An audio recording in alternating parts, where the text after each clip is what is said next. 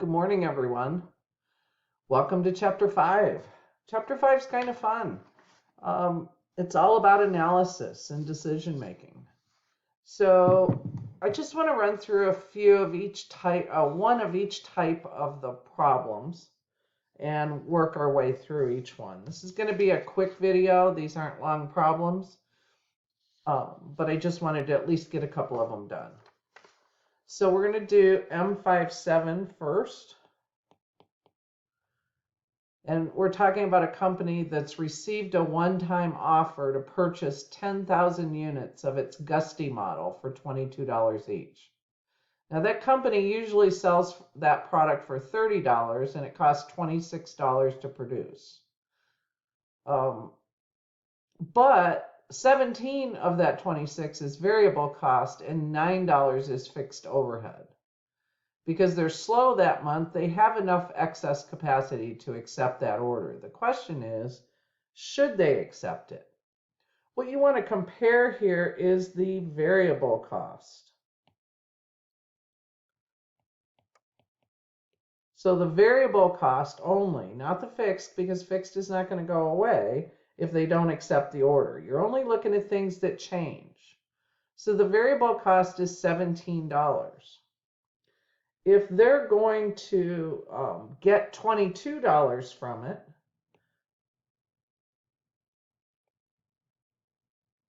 so the sales price would be 22 and the variable cost would be, sorry, I didn't mean to put a minus there.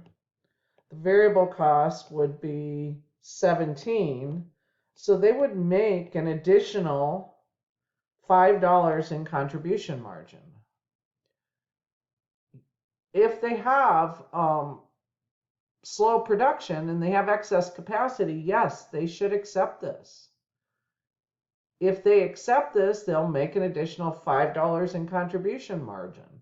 And they'll make that times the 10,000 units that that company is going to purchase. So they'll have an increase in profit of $50,000.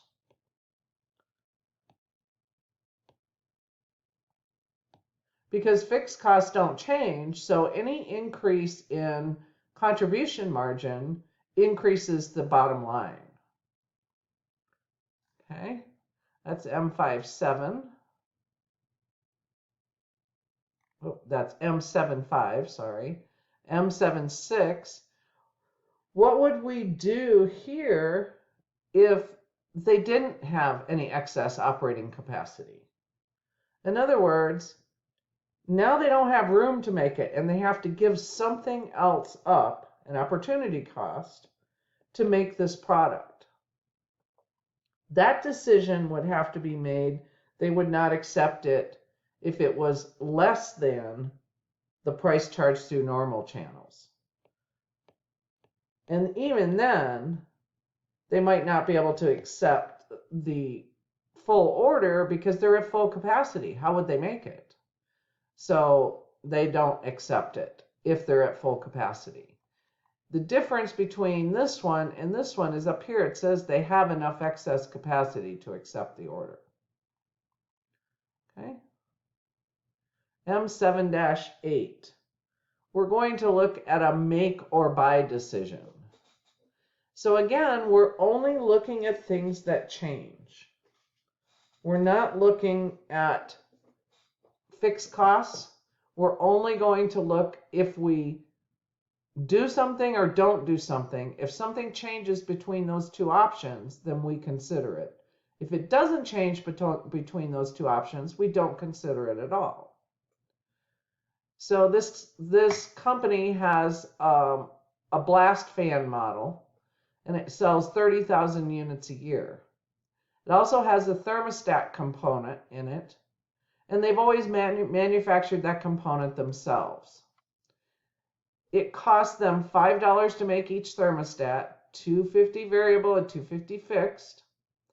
And this other company has offered to sell the component to Blowing Sand for $4. So what does Blowing Sand do? It says that their decision to purchase that part from the outside company, rather than make it themselves, would eliminate all of the variable costs, but none of the fixed costs.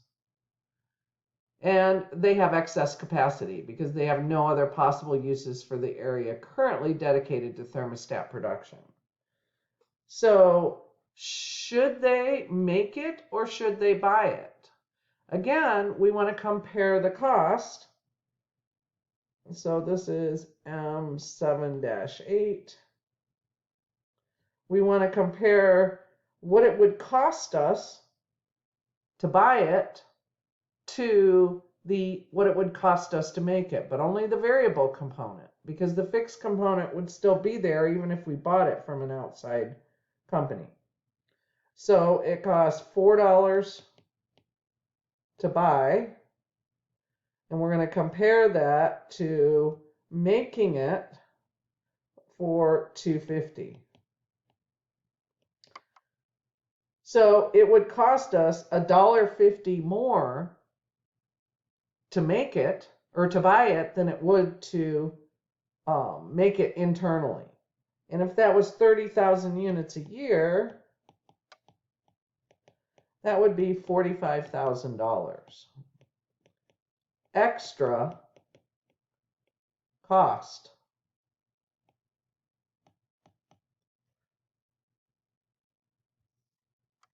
And they asked us that. We're asked us to justify our answer. So we would increase our cost by $45,000 if we bought it, because essentially we can make it for $2.50. Okay. Let's look at M7-7.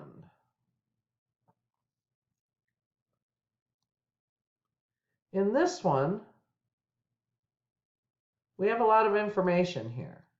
They produced the drafty fan model. It currently has a net loss of $43,000. So we're looking at a segment here, one segment in the company. They still produce a lot of other models, but they have this one segment that has a loss of $43,000. Should they stop making this? If they stop making this, what's it going to do? So it tells us that if we don't make it, we're going to get rid of $18,000 of fixed costs. But notice there's some common fixed costs that are allocated to this model that will just be redistributed to the other product lines. So in other words, this $50,000 is not going to go away. But this $18,000 will. How do we determine if we should get rid of it or not? What happens to our net operating income if that drafty model is eliminated? Really, all we need to compare here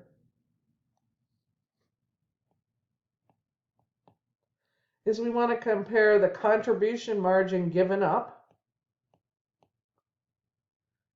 which was $25,000, so that's going to go away. Our net income is going to go down by $25,000, right? Because we're getting rid of this contribution margin. But we're also getting rid of some fixed costs.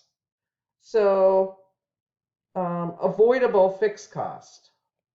We call that avoidable, because they can go away. We're going to add that back to our net income. It's because it's a cost that we're getting rid of.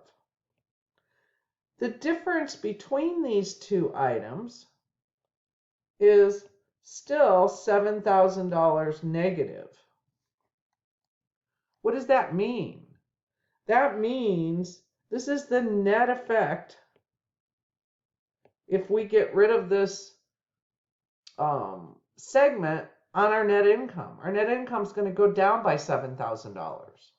So even though they're not making a profit as a segment, it's because we've allocated common fixed cost.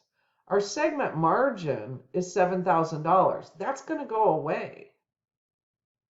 So that would mean that is already helping to contribute to our common fixed costs across the company.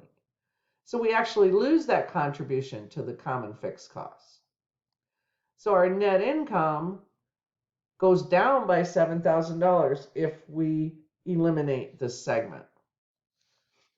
And so when you think about companies selling things at a loss, you have to consider the whole company and not just that one product. All right. Here's a sell or process further decision. So this is M79. So we have a parts liquidator. They buy excess parts for resale or to incorporate into other products. They recently purchased parts for $100,000, and they have a buyer that's willing to pay $120,000. But they could also incorporate these parts into a new product at a cost of $75,000 and then sell the new product for $190,000. What do? Well, let's do a comparison. So sales revenue, parts only. They can sell it for $120,000. The cost of the parts. Those things cost us $100,000. What about the incorporating it into a new product? If we put it in a new product, we can sell it for $190,000. Our cost is then the $100,000 original plus an additional $75,000. So our cost of $100,000, additional cost of $75,000. Okay? So on the parts only, the profit would be $20,000. On the new product with the parts, 190 minus 100 minus 75 is $15,000. The incremental income, 120 up to 190. So our revenues increase by 70,000. Cost of the parts is the same, so no change. Additional costs, our revenues decrease by 75,000. So our incremental revenue is a negative $5,000, which shows here the difference between these two is $5,000. Reduction. So what should they do? Well, they should sell the parts as is because they can make $20,000. If they process it further, they can only make $15,000, which is a net reduction in income of $5,000.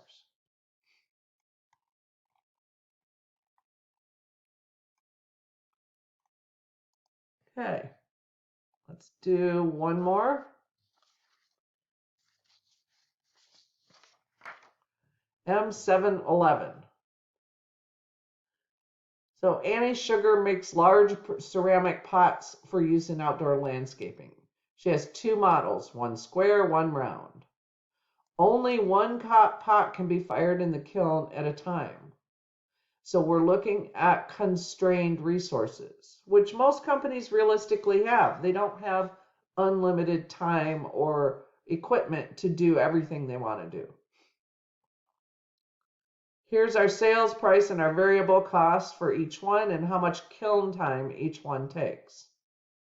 She can sell as many pots as she can create, but she's limited to the number of hours the kiln can run. So if she's limited to the number of hours the kiln can run, which pot should she focus on? So what we'll do is a contribution margin per unit on these and compare those. So the square. So this is M711. Square pot, round pot. Sales, $70.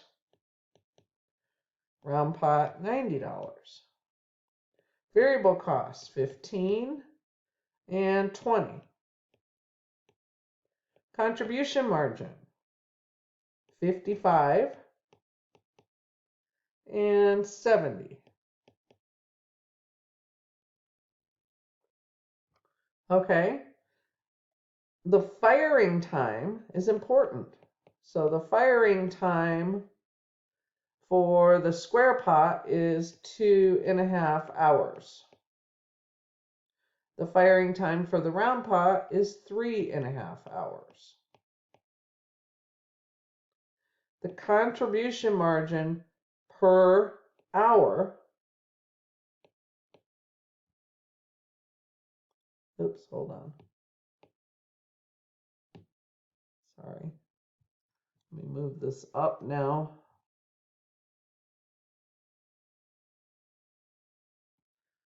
So the contribution margin per hour would be 55 divided by 2.5, or $22 per hour.